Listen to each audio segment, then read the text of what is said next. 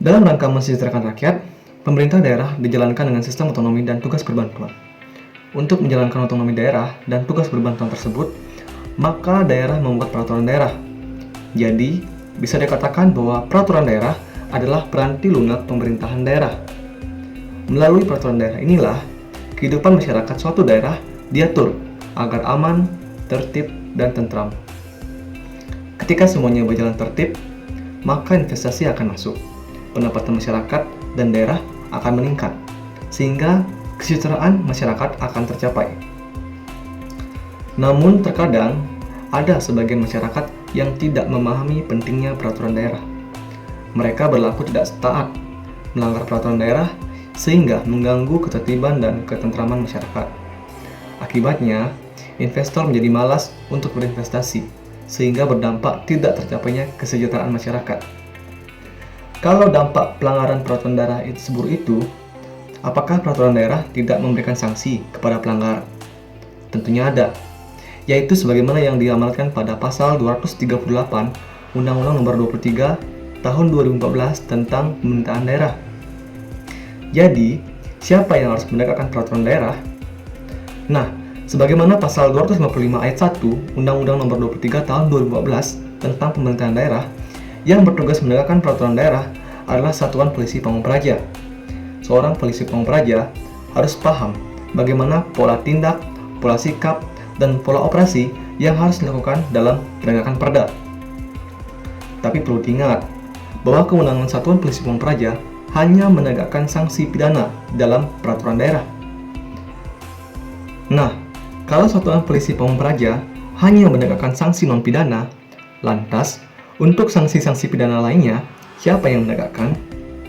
Sesuai dengan pasal 257 ayat 1 dan 2 Undang-Undang Nomor 23 Tahun 2014, yang menegakkan sanksi pidana perda adalah penyidik sesuai dengan ketentuan peraturan perundang-undangan dan penyidik pegawai negeri sipil atau PPNS. Siapa yang dimaksud dengan penyidik pegawai negeri sipil tersebut? Yang dimaksud dengan penyidik pegawai negeri sipil tersebut atau PPNS untuk menegakkan perda adalah PPNS yang memiliki kawalan Undang-Undang Nomor 23 Tahun 2014. Jadi, sudah ada petugas yang menegakkan perda ya. Terus, bagaimana petugas-petugas tersebut melakukan proses penegakan perda?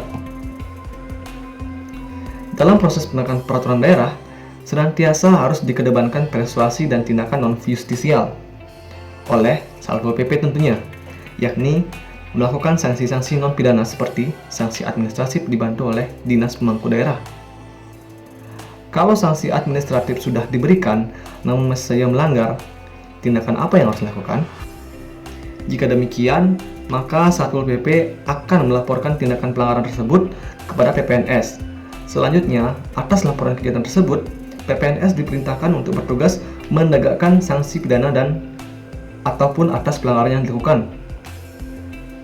Di daerah saya sendiri, yaitu Kabupaten Jemberana Provinsi Bali, kegiatan PPNS sudah mulai rutin dan berkala dilakukan. Hal itu terbukti dengan kegiatan-kegiatan seperti sidak di area yang memungkinkan adanya pelanggaran perda, pengawasan area yang bersangkutan, dan pelaksanaan patroli yang dibantu oleh polisi. Adapun salah satu contoh kasus yang ada di daerah saya yaitu Jemberana, yaitu mengenai penyediaan minuman beralkohol.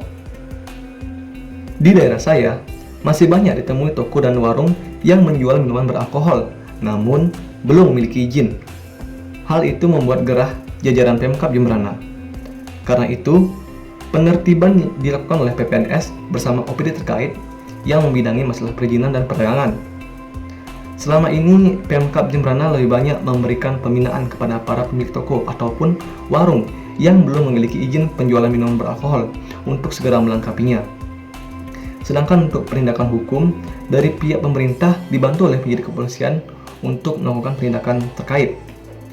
Dengan adanya PPNS atau penyidik pegawai negeri sipil, itu tentunya mempermudah kinerja tim pengawas minuman beralkohol untuk melakukan penyidikan terhadap pelanggaran Perda Nomor 6 Tahun 2007.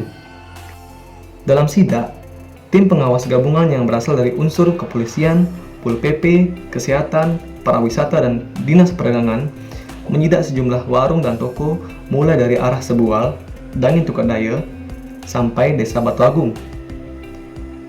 Di Toko Galih, yang beralamat di Banjar Sebual, petugas menemukan 7 botol minuman dalam kemasan kondisi expired atau kadaluarsa.